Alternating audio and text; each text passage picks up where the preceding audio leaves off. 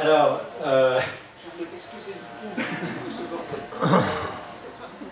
donc Charlotte Krauss vient de l'Université de Strasbourg, où elle est lectrice depuis plusieurs années.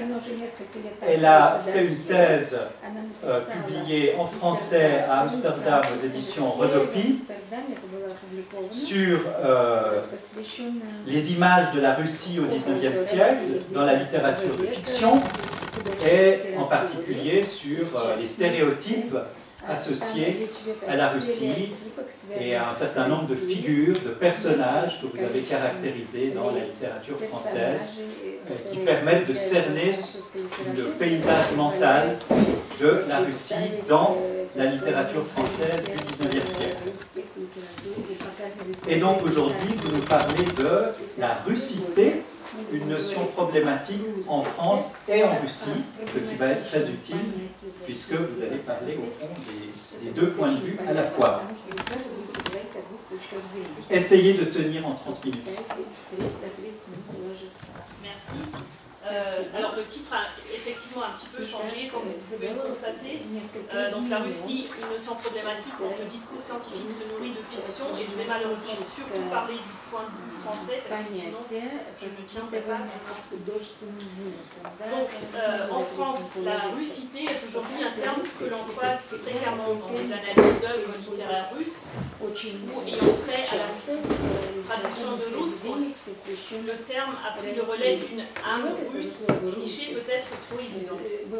La Russie, qui ne bénéficie que rarement d'une définition, qui bénéficie que rarement d'une définition aussi vague soit-elle, est généralement censée désigner une authenticité russe, une exception culturelle, un caractère national diffus, voire simplement une atmosphère empreinte de mélancolie et jugée représentative de la Russie. C'est donc un terme extrêmement mal circonscrit et très maniable en même temps. Or, dans la communauté scientifique française, il jouit non seulement d'une certaine pérennité, on le trouve depuis les années 80, en premier lieu dans des articles consacrés à l'œuvre de Solzhenitsyn, mais aussi d'une reconnaissance indéniable et d'un emploi fréquent, peut-être irréfléchi, mais qui contribue à lui conférer une aura de scientificité. La russité a ainsi atteint le statut d'un concept, et ceci lui vaut d'être employé par nombre de doctorants et jeunes chercheurs, voire de se retrouver dans les titres de mémoire d'étudiants sans pour autant que le terme perde alors de son sens. Ma réaction un peu violente est peut-être due à mes origines allemandes. Si l'on traduisait la russité en allemand, cela donnerait un Russentum ouvertement raciste qui en Allemagne a heureusement disparu du langage depuis la fin du régime nazi. Mais il me semble que le terme français ne mesure effectivement rien de mesurable et qui prolonge en réalité l'ancien rêve d'une catégorisation exacte de différents peuples, le désir donc de saisir l'insaisissable et d'apporter la preuve d'une différence grâce à des sciences désignées comme exactes. D'ailleurs, si l'on souhaitait définir les Russes par la russité, il faudrait bien en faire de même pour tous les peuples, toutes les nations. Recourir par exemple à la francité pour l'interprétation d'une œuvre francophone, ce qui n'est guère d'usage. Quant à l'emploi de cette catégorisation au-delà du monde de la recherche, et notamment en politique, on peut peut-être penser simplement à l'invention récente d'une pouvoirité factice en Côte d'Ivoire pour pouvoir saisir des fondements nationalistes de cette classification, et l'abus qui peut en être fait. S'il convient donc de manipuler la russité de façon très circonspecte, il est intéressant de revenir à ses origines et de s'interroger sur le rôle que joue cette notion dans les analyses. On constatera alors qu'elle renvoie de façon évidente au XIXe siècle, qu'elle se nourrit de sources essentiellement fictionnelles et que sa vacuité masque les vraies questions, celles qu'il conviendra de poser aux textes littéraires. En France, le recours à la russité répond en effet au besoin, premièrement, de saisir un vaste monde russe longtemps ignoré ou inconnu, et deuxièmement, d'y voir un monde différent de la France ou de l'Europe. Il s'agit donc, dans un premier temps, de tracer des frontières plus ou moins nettes, puis, selon les circonstances, d'exclure ou d'inclure le russe, de le valoriser ou de le dénigrer. Or, comme je le montrerai par la suite, c'est la littérature qui, faute de caractéristiques exactes, mesurables, vérifiables, joue un rôle crucial dans cette construction identitaire, dans la vérification fallacieuse et la fixation d'idées reçues comme dans leur transmission sur une très longue durée. Ce sont donc des exemples choisis dans les textes fictionnels de 3 auteurs français de la fin du XIXe siècle à nos jours qui me serviront à illustrer la longévité que connaissent la perception, la classification et l'imaginaire de l'autre, en l'occurrence du russe. Si la notion de la russité semble aujourd'hui jouir d'une certaine indépendance en France, c'est de manière évidente qu'elle se fonde à l'origine sur la russe. De fait, la définition de ce qui est à considérer comme russe a toujours reposé sur un jeu d'influence mutuelle entre l'autodéfinition et le regard depuis l'étranger. Ainsi, en 1995, Boris Beuys soutient que, je cite, les réinventions, ce qu'il appelle les réinventions successives de la Russie au cours de son histoire, passent toujours par un positionnement vis-à-vis du monde occidental et par l'autodéfinition de la Russie, par ses philosophes, ses écrivains, ses hommes d'État ou ses apologistes. Celle-ci, cette autodéfinition, va jusqu'à prendre en considération l'impression qu'elle fera sur l'Europe. Elle prévoit donc et utilise elle-même l'effet de son discours. Dans la France du XXe siècle, cet échange franco-russe s'est sensiblement intensifié par le dédoublement du regard russe suite à l'immigration et par la présence, à Paris notamment, de tout un monde russe soucieux de garder ses distances avec la société soviétique et de s'instaurer gardien d'une culture russe jugée véritable et menacée d'extinction. L'histoire de la notion de russité s'accompagne ainsi d'une discussion portant sur son authenticité en France et en Russie. Or, si je prendrais ici en compte le volet russe pour la construction de la russité, essentiellement au XIXe siècle, je mettrai volontairement l'accent sur la perception de la Russie depuis la France, et en particulier dans la littérature française. Il conviendrait certainement de compléter mes résultats par un regard sur la Russie actuelle et sur sa littérature. Une simple recherche rapide sur Internet suffit en effet pour montrer que la russe est bien en usage de nos jours dans des articles, sur les forums ou comme ici dans les albums photos virtuels. Il resterait à faire la part des emplois innocents ou irréfléchis et de ceux explicitement teintés d'un renouveau nationaliste plus agressif.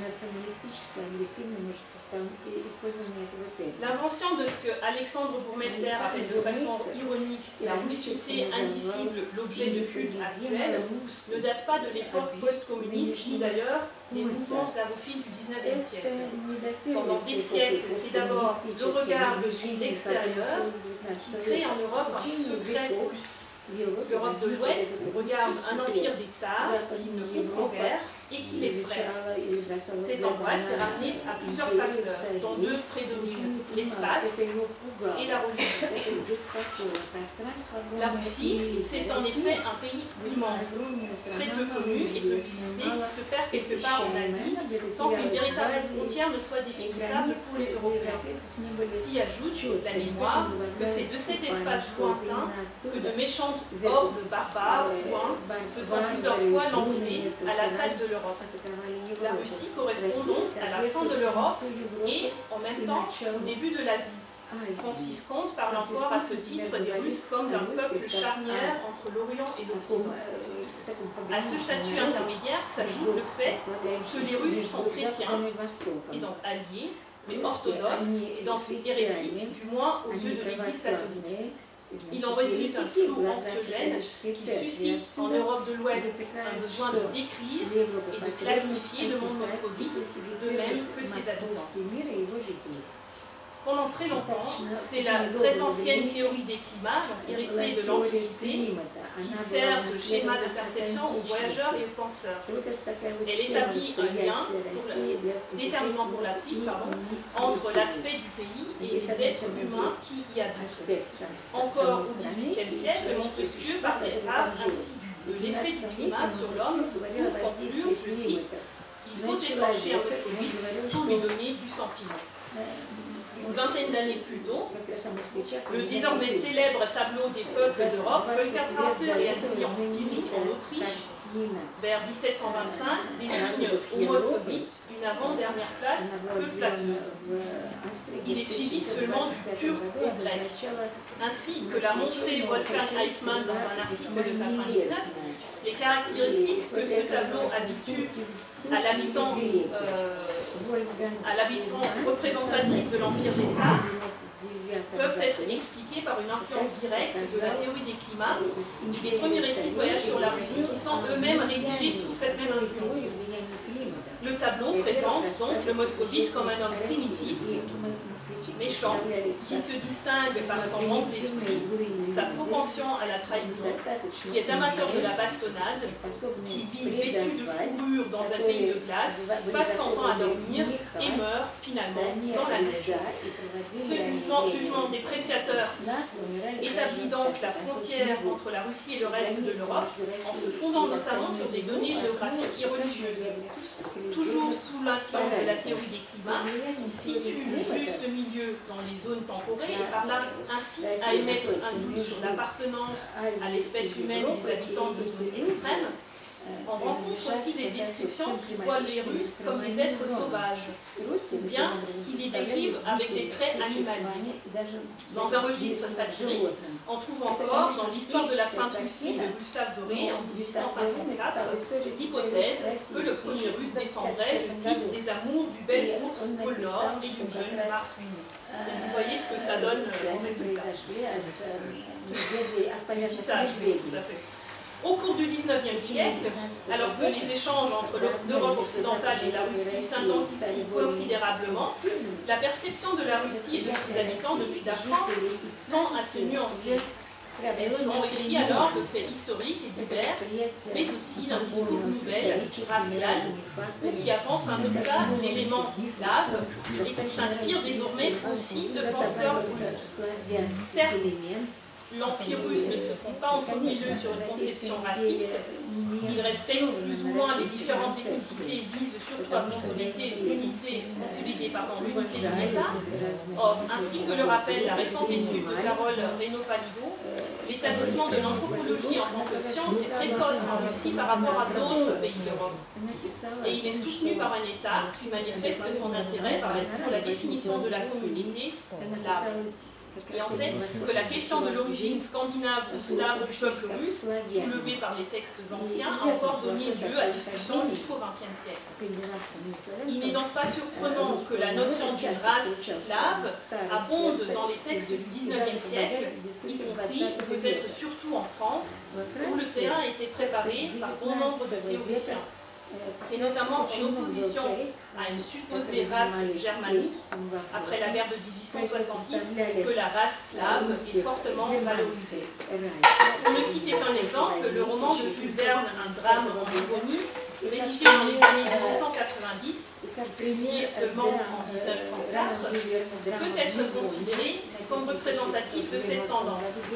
Dans ce texte, au mépris de la réalité historique du texte, les habitants russes de Riga sont des Slaves sympathiques ou teint frais qui luttent vaillamment contre ce que le roman appelle l'élément germanique, les méchants blancs aux yeux bleus.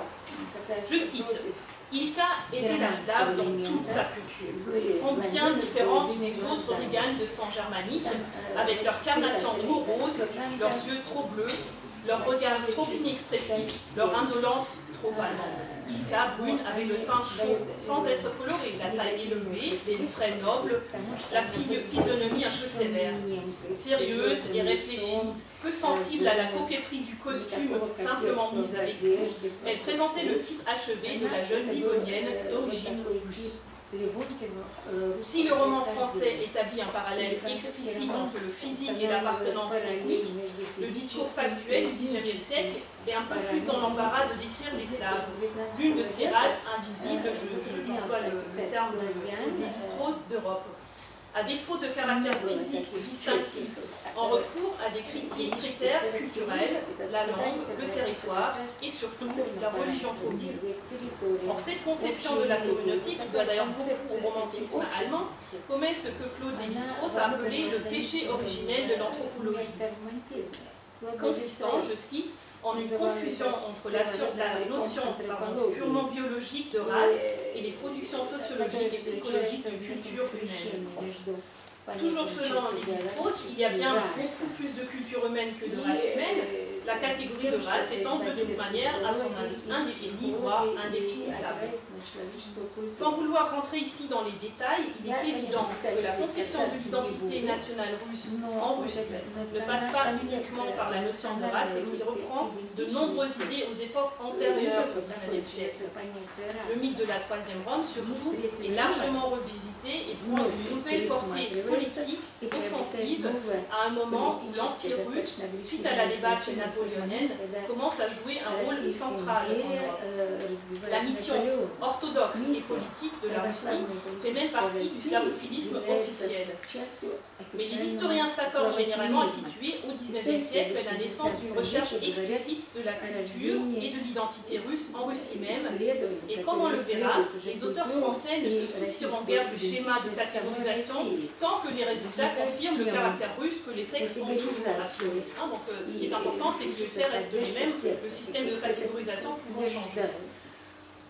Au XIXe siècle, ce résultat repose surtout sur la religion commune. Sabine Boyard, par exemple, va jusqu'à établir, pour l'époque tsariste, une indication russité égale orthodoxie, selon elle, perçue par la société russe comme une seconde nature. En France, en 1886, Eugène Melchior de Bouguer faisait même explicitement le lien entre race et religion, qu'en soulignant le rôle glorieux auquel la Russie lui semblait promise, il affirmait, je cite, la race slave n'a pas dit encore son grand mot dans l'histoire et le grand mot que dit une race est toujours un mot religieux. Si les philosophes et écrivains français soucieux d'expliquer la Russie à leurs lecteurs ne perçoivent pas les nuances et les différents courants de pensée coexistants dans la Russie du XIXe siècle, il est surprenant de constater à quel point les idées majeures se frayent leur chemin et font leur apparition en France de façon plus ou moins différée et déformée. On retrouve l'opposition entre un Occident malade et jugé trop logique, mais un monde slave, jeune et fraternel, plus intuitif. La sabornost russe est représentée comme une religiosité innée du peuple russe, notamment du petit peuple, tandis que l'aristocratie russe, qui ne fait que copier, selon les auteurs, les mœurs occidentales, est vouée à l'échec, voire à l'extinction. L'idéalisation de la vie paysanne en Russie, cette vie en commun, le MIR, qui a d'ailleurs donné lieu à beaucoup de discussions, de même que l'idée d'un renouveau par la violence de toute la société russe, voire européenne, se retrouve en France de façon précoce dans certains textes, par exemple dans un curieux pamphlet d'Ernest Cœur du Roi intitulé « Hurrah, la révolution par les Cosaques » en 1854. Mais c'est après 1870 seulement que ces idées reviennent de façon insistante dans le contexte d'un regain d'intérêt pour la Russie et de ce qu'on peut appeler de véritables stratégies de marketing d'une Juliette Adam, par exemple, fondatrice de la Nouvelle Revue en 1879 et de son association Les Amis de la Russie. Dans ce transfert d'idées entre l'Est à l'Ouest européen, il faut en effet insister sur le rôle des médiateurs et sur leur stratégie de recourir à l'art russe en général et à la littérature en particulier afin de circonscrire la réalité. Si Michel Cadot a raison de souligner l'influence d'Adam Mickiewicz en France autour de 1840, la grande figure de la fin du XIXe siècle est sans aucun doute Eugène Melchior de Bouguer, que j'ai déjà évoqué ci-dessus. Secrétaire à l'ambassade française de Saint-Pétersbourg de 1876 à 1882, il se maria à Alexandra Anenkova, fille du général Anenkov et dame d'honneur de l'impératrice, et ce mariage lui a certainement facilité l'accès à la société et à la culture d'accueil.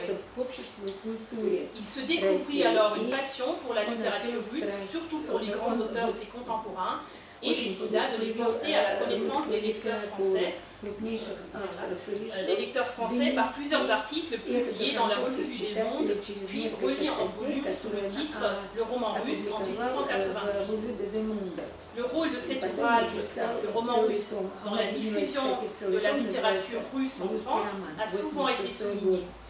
Il tomba en effet fort à propos alors que se préparait l'alliance franco-russe et son succès immense se vérifie au nombre impressionnant de traductions littéraires du russe dans les années suivant la publication du roman russe.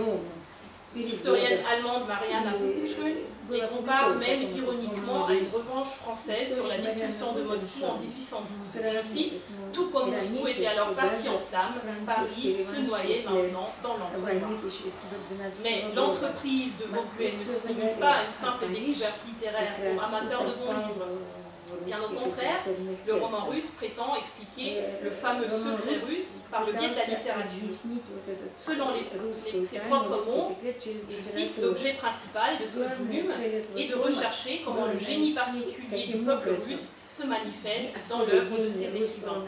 Et c'est à travers la révélation des œuvres majeures de la littérature contemporaine russe que l'auteur entend explicitement renouveler non seulement la culture, mais aussi la race française.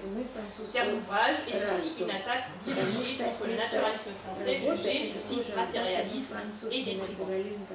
Vauquelin prétend ramener ses lecteurs, de même que de futurs auteurs français, à son propre idéal, une littérature plus simple, naturelle et surtout empreinte de sentiments et de religiosité. Il trouve tout ceci dans la littérature réaliste en Russie. Et c'est surtout mépris sur Dostoïevski, mais ça, c'est pas vraiment là-dessus. La jeune littérature de Russie et la vieille littérature fatiguée de France s'opposent comme les races russes et françaises. Le réalisme, je cite, tire toute sa force de sa simplicité, de sa naïveté. Rien n'est moins simple et moins naïf que le goût d'une race vieille, spirituelle, saturée de rhétorique. Mais l'influence bénéfique de la littérature des races russes pourrait heureusement sauver la littérature et la race française. Je cite encore, « Fasse le ciel que l'âme russe puisse beaucoup pour l'amour ». Cette dernière citation est révélatrice, car elle fait le lien entre la littérature, le peuple, la culture et la race russe, grâce à une idée floue mais poétique, l'âme slave. Né au XVIIIe siècle dans les textes allemands, ce cliché a été largement développé par les écrivains français, mais il fut aussi repris par les slavophiles russes, ainsi que le régime Michel Cadot. Je cite, les slavophiles délaissent peu à peu la tradition des Lumières et du rationalisme hégélien pour s'abandonner à un messianisme anti-historique. On passe en quelque sorte de l'idée russe, moment nécessaire dans la marche de l'histoire, à l'âme slave, c'est-à-dire un ensemble de qualités revendiquées par un patriotisme désireux de prouver au reste du monde la supériorité essentielle d'un groupe de peuples maltraités jusque-là par l'histoire. Pour Eugène Melchior de Vauquelin, l'âme slave permet de représenter pratiquement toute la Russie dans un seul personnage et il s'en justifie par la jeunesse supposée de la civilisation russe. Je cite, traverser 100 villages entre Pétersbourg et Moscou, par les traits, les habits, les attitudes et le costume, tous les gens que vous rencontrerez sont frappés à la même effigie. Comme dans la plupart des civilisations très neuves, l'effort personnel ne les a pas dégagés du lien collectif. Quelques portraits pris au hasard peindront tous ces frères, ainsi que leurs esprits, une âme est représentative de beaucoup plus d'âmes que chez nous.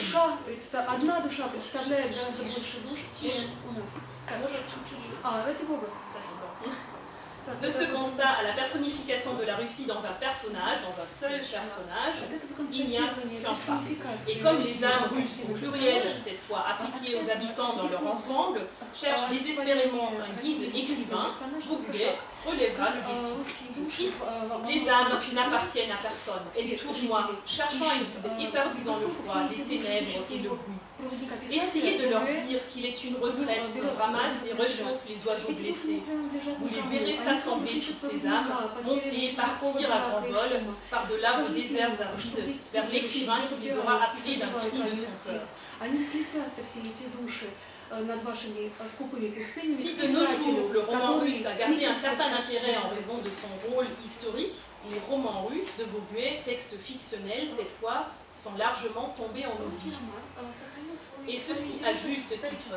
Fade copie d'œuvres russes et européennes, il ne témoigne pas d'un grand talent de romancier. Il garde cependant un certain intérêt en tant qu'illustration de thèses avancées par Vogüé dans son ouvrage théorique. Ainsi, Le monde russe est omniprésent dans Jean d'Agrève, roman publié en 1897 et qui connut un certain succès à l'époque puisqu'il fut même adapté à l'écran en 1922. L'histoire, qui suit de loin le schéma de Tristan et Iseult, raconte l'amour malheureux, le funeste bonheur, dit le texte, entre deux âmes sensibles, le français Jean et la russe Hélène. Lui, il s'est retiré du monde parisien par dégoût de la décadence, elle s'est mariée trop jeune en Russie, l'histoire tourne mal et les deux amants ne se rejoindront que dans la mort. Le personnage féminin incarne l'âme slave que Vogüé avait cru trouver chez ses maîtres russes. Hélène, que son amant appelle une primitive, notion valorisante qui suggère force et spontanéité, en opposition au sauvage que nombre d'écrivains avaient trouvé en Russie jusque-là, se montre réceptive, donc cette primitive se montre réceptive au malheur des paysans russes dans le domaine de son mari, Bjeliz, perdu quelque part en Russie. Il s'y ennuie et en attendant le divorce, à l'instar des Narutniki, elle va au peuple russe. Mais elle ne songe pas à éduquer ces pauvres moujiks peuplant la morose steppe russe, traverser dans cette morose steppe russe, traverser des sanglots du vent dans la sapinière, bien au contraire, elle admire leur simplicité. Je cite, « Si vous saviez comme le peuple de ces campagnes est intéressant, comme il force l'admiration dans la misère résignée. Ce sont des âmes riveraines du fleuve aux eaux tristes, des âmes engourdies sous la neige avec leurs noirs sapins. Quelle grandeur dans leur simplicité !» La jeune femme, qui souffre de ne pas pouvoir rejoindre son amant, prend même auprès des simples paysans des leçons de résignation. Pour eux, la religion est le seul refuge dans une vie sans joie, endurée sans révolte, dans l'attente du salut. C'est ainsi que, je cite, les belles étoiles brillantes du ciel d'hiver apparaissent à Hélène. Apparaissent donc à Hélène ces belles étoiles comme les âmes de ce pays, belles et malheureuses. Elles tremblent là-haut dans la nuit, pleurent par peur de retomber où elles furent jumelles. Et son seul regret, c'est qu'elle a perdu le contact avec la langue russe à force de parler français. Elle regrette, je cite, d'entendre quelques mots de leur langue, mais dit-elle, celle des paysans, donc, mais dit-elle, le peu que je saisis de leurs paroles me touche et me fait réfléchir. Retenons donc la monotonie du paysage, qui se reflète dans le caractère mélancolique des simples paysans, la religiosité naïve mais profonde, la résignation et la compassion, le tout en lien étroit avec la langue russe. La fiction sert ici à mettre en scène des thèses aux yeux de l'auteur et de son lecteur français, elle valide en même temps. La fin du XIXe siècle est certainement un moment clé pour la formation de toutes ces hypothèses sur le caractère russe, reposant sur des facteurs totalement divergents, climat, géographie, religion, pratiques culturelles, etc. Pour revenir à la russité, qui, comme je l'ai dit tout à l'heure, est en réalité un prolongement de l'âme slave sur un niveau pseudo-scientifique, je propose de jeter encore un regard rapide sur deux textes fictionnels français qui reprennent les idées concentrées chez Vogüé tout en les adaptant au contexte d'époque nouvelle. Le premier exemple est une nouvelle de Paul Morand, intitulée à l'origine Dimitri, puis Flèche d'Orient, et publiée en 1932. L'auteur, qui dit descendre de Français russes, son grand-père ayant vécu à Saint-Pétersbourg, se sent d'attrait pour les sujets russes, et il revient de nombreuses fois dans son œuvre. La nouvelle, dont l'action se situe dans les années 1930, me semble révélatrice, car elle décrit la régression de son protagoniste russe. Dimitri Koutouchev est l'un de ces très nombreux princes russes hantant la littérature française depuis le XIXe siècle. Mais comme il a fait ses études à Oxford puis s'est installé en France dès sa jeunesse, avant même la Révolution d'octobre, il est apparemment européanisé. Il mène une vie parisienne qui n'a rien à voir avec celle du plus grand nombre des immigrés russes en Occident. aucun lien ne rattache, je cite, plus Dimitri à la Russie, il ne va pas à l'église de la rue d'Aru parce qu'on y fait de la politique. On ne trouve chez lui ni icône, ni samovar. Physiquement, il ressemble, je cite encore, à tous les jeunes gens d'Europe de 1930. Il respecte toutes les valeurs bourgeoises. Et, citation encore, quand les gens lui parlent du charme slave, il sourit. Fin de citation. Or, au cours d'une soirée, il prend le perd un pari et s'engage à partir pour Bucarest en avion dans la journée et de rapporter 1 kilo de caviar frais à ses amis parisiens. Ces derniers tentent de le retenir jusqu'à ce que l'un d'eux objecte. Laissez-le enfin être russe, il ne l'était pas assez. Et c'est exactement ce qui va se passer. Le texte soutient qu'un russe est bien un être différent. Même 2 décennies de vie européenne n'ont caché l'âme slave que de façon superficielle. Plus l'avion approche de Bucarest, moins Dimitri regrette sa vie parisienne, et plus il se sent de retour chez lui. La religiosité aussi lui revient lorsqu'il aperçoit les premiers villages roumains, je cite, « Il pense qu'il a désappris le signe de croix de droite à gauche, celui de son enfance, il s'assure que personne ne le regarde, et furtivement ce signe à l'orthodoxe. » Arrivé à Bucarest, il se laisse entraîner par Basile, une ancienne connaissance roumaine dans une vie qui déjà se distingue de la vie occidentale. Il repousse son retour à Paris et, comme il se doit, tombe sous le charme de la langue russe, chantée par un musicien tzigane, Ionica, qui a longtemps vécu en Russie. Celui-ci joue le rôle de la sirène, attirant progressivement Dimitri vers son pays d'origine. Finalement, on part à une partie de pêche sur le Danube, à l'embouchure de la mer Noire, et donc proche de la frontière avec l'Union soviétique. On est en 1930. C'est un endroit où vivent des pêcheurs vieux croyants, russes donc, que Basile désigne comme des gens à l'âge de pierre. Or, c'est à l'aspect d'un de ces pêcheurs que Dimitri sent naître en lui un sentiment de fraternité entre Slaves. Je cite, longue citation. L'homme n'avait rien de latin. Avec sa barbe d'un blond roux qui remontait jusqu'aux yeux bleus, ses mains lourdes, ses genoux soudés, ses pieds immobiles dans de vieilles bottes de guerre, il représentait le barbare du Nord, l'ancêtre sibérien, le mongol roux. 1000 ans le séparaient du soldat roumain qui se trouve en face de lui. Au regard brillant, à la grâce frêle, Dimitri contemplait avec avidité cette brute néolithique qui n'avait rien de commun avec lui, et soudain, il l'aima fraternellement. Les événements s'enchaînent. Dimitri s'extasie devant une barque venant de Russie, une barque encore pleine d'eau russe, et le chant de Ionica attise sa mélancolie, le rend définitivement russe. Je cite encore. À présent, Ionica chantait tout près du prince, presque penché sur lui, ne le quittant pas des yeux.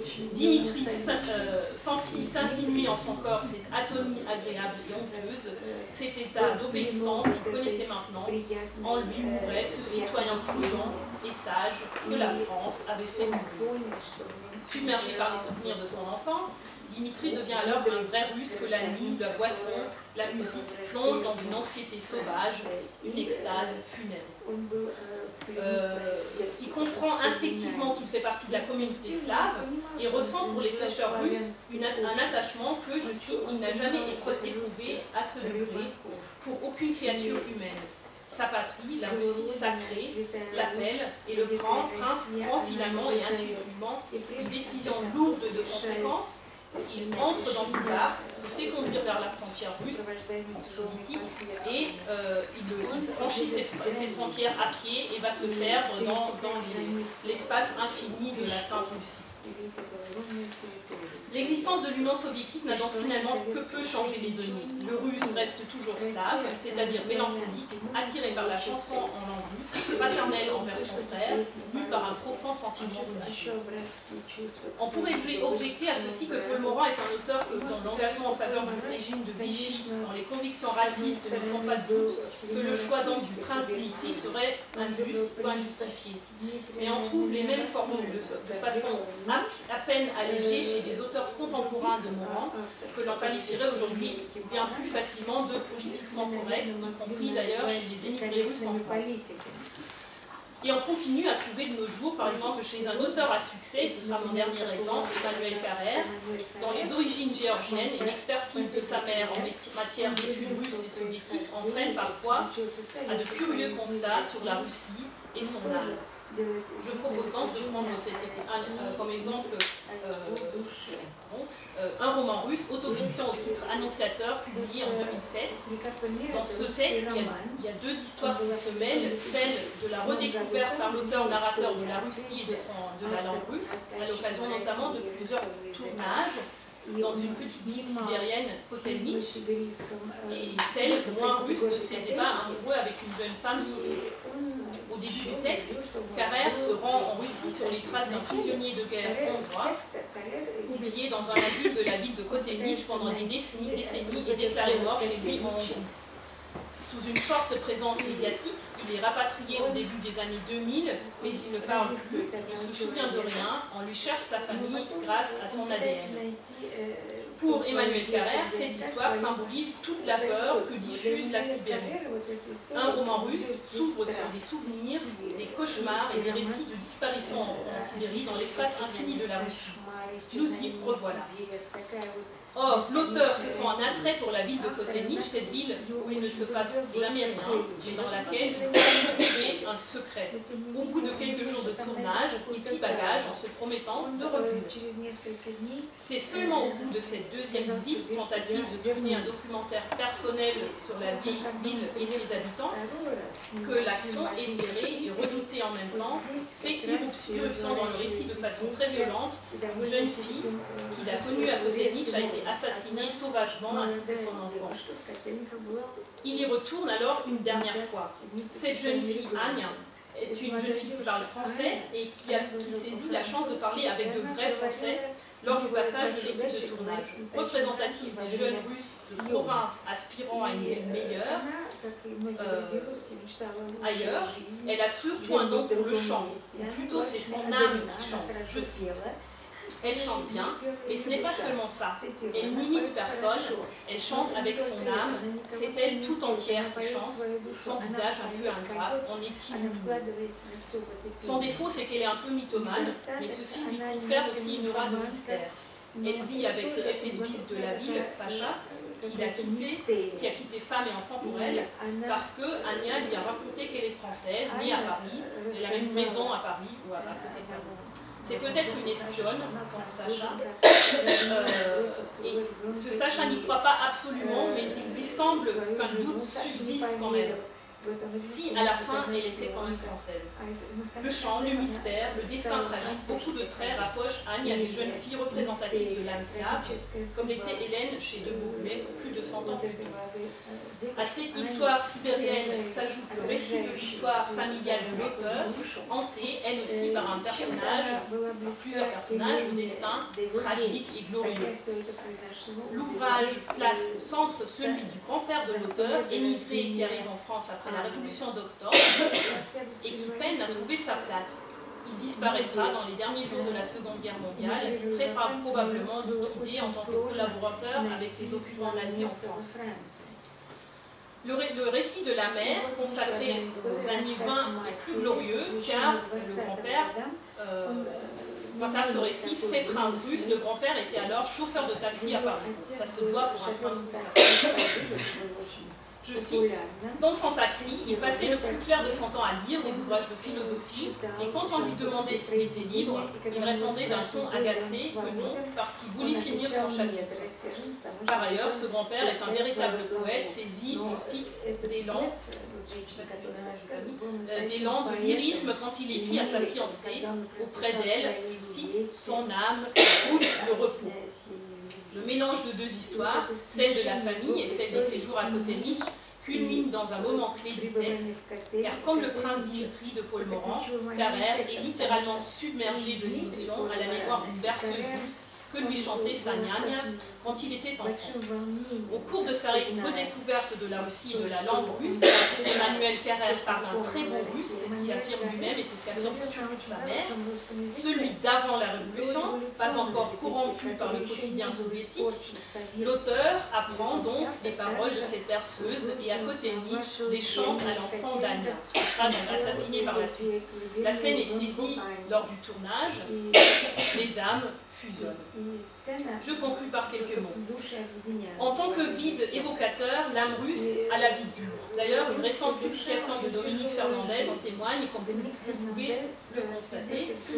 En conclusion, on peut dire que la notion de russité n'est finalement rien d'autre que l'ultime essai de donner un relief, un questionnement sur l'autre russe et son exception russe, guère mesurable, et qui se fonde sur une idée littéraire, fictionnelle que scientifique. Âme, race, culture, religion, tout est mis sur le même plan, pour continuer un ensemble d'idées reçues héritées de très longue date. Au lieu de mesurer ou simplement d'affirmer cette exception, il conviendrait peut-être mieux de comprendre comment cet ensemble s'est construit et comment les textes fictionnels continuent à le mettre en scène. Faire des recherches sur une russité indéfinie, c'est au contraire vérifier ces mêmes données stéréotypées dans les textes fictionnels pour les valider. Certes, le choix du texte reste à faire au lecteur. À la recherche de l'âme slave, à défaut de sa race, il pourrait toujours se servir au rayon fictionnel, sans cependant mélanger les registres. Et peut-être qu'il faudrait un moment ou un autre passer à l'enterrement de la russité. À ce titre, une remarque que fait Emmanuel Carrère au début de son ouvrage me paraît être un excellent mot de la fin. Je cite, « Moi aussi, d'une certaine façon, je suis là, j'ai été là toute ma vie. Pour me représenter ma condition, j'ai toujours recouru à ce genre d'histoire. Je me les suis racontées, enfant, puis je les ai racontées, je les ai lues dans des livres, puis j'ai écrit des livres. Longtemps j'ai aimé cela. J'ai joui de souffrir d'une matière qui m'était singulière et faisait de moi un écrivain. Aujourd'hui, je n'en veux plus. » Merci.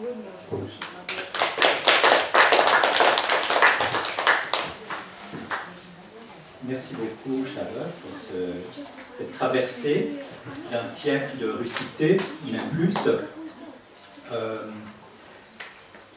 Bon, moi, ce qui m'a frappé, c'est que dans les exemples que vous avez donnés, la notion de race intervient, mais elle est un paradigme parmi d'autres.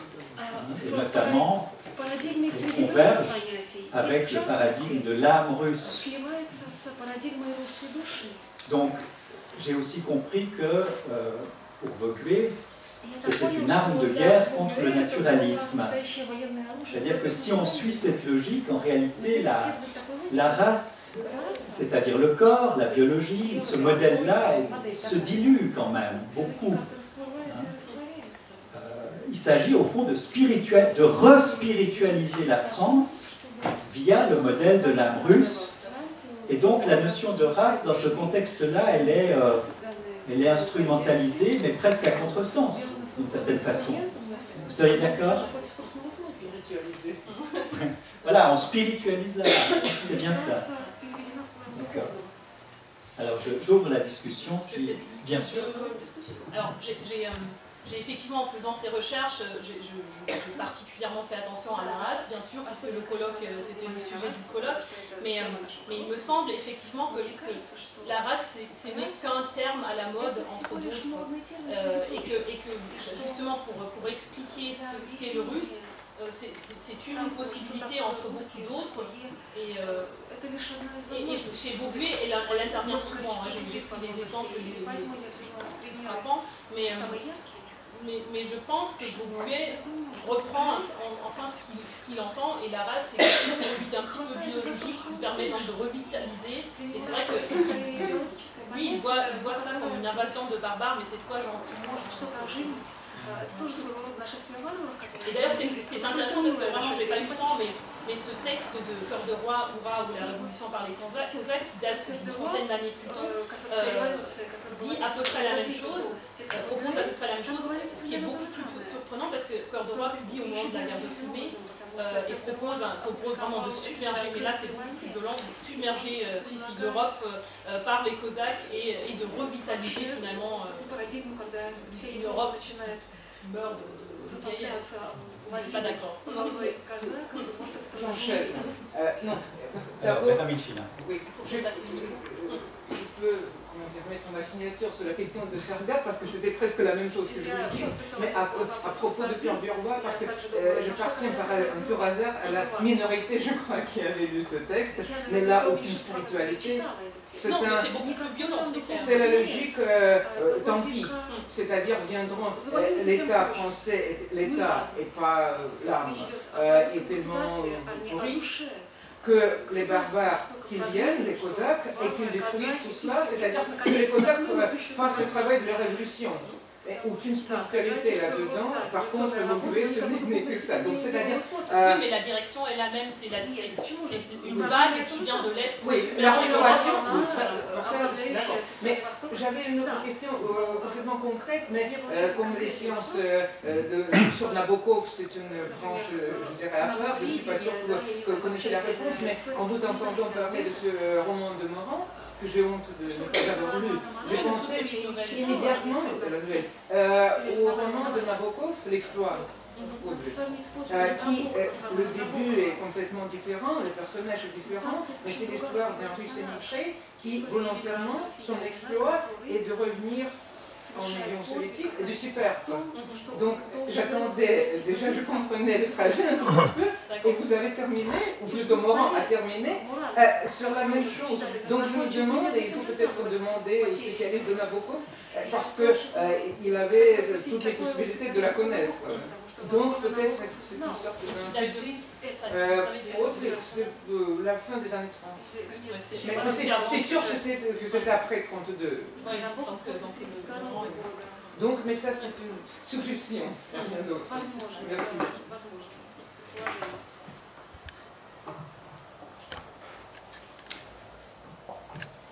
В начале своего выступления вы сказали, что вы будете говорить о включенности и исключенности. Вот в отношении исключенности меня просто интересует, почему вы упустили такую тему, как арийство. То, что принес в Францию Духинский, то, что подхватил Сен-Мартен.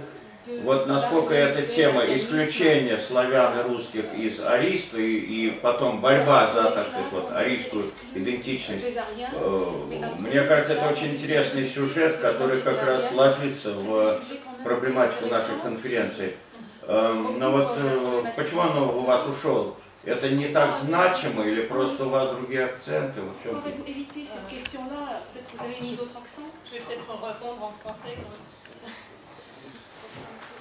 Alors, je connais cette question et d'ailleurs il y a la thèse de Marlène Laruelle pour ce qui concerne les Ariens en Russie. Par contre, pour la littérature, cette notion, pour décrire le russe ou pour l'exclure, ne joue aucun rôle. Donc pour moi...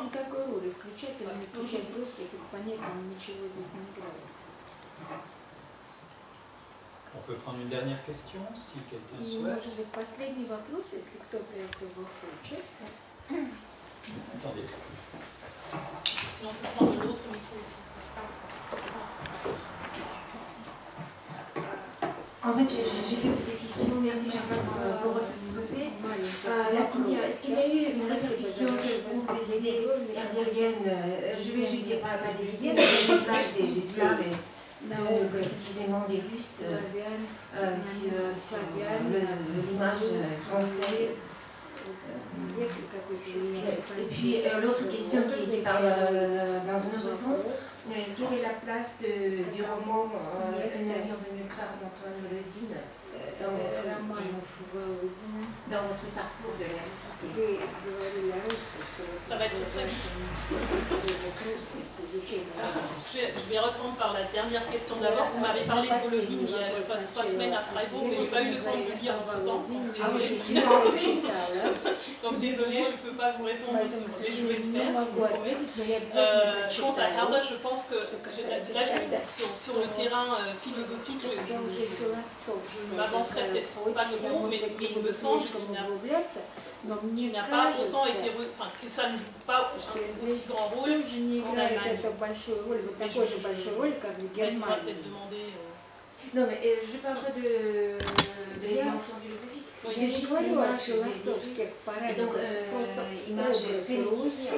Он митифицирован, конечно, окружен мифами. Jusqu'à présent, je n'ai pas trouvé de traces explicites de Herdin dans les textes français, donc c'est consacré à которые qui были est посвящены beaucoup reçu en русским России. Mais je pense que même, c'est le romantisme allemand joue un très grand rôle, mais cette étape précédente, Но это предшествующий à этап, mon avis, на мой взгляд, все-таки это уже прошлое. Certainement pas lu, ils ont lu Madame de Многие Staël. не читали, но читали Мадам де Сталь, конечно.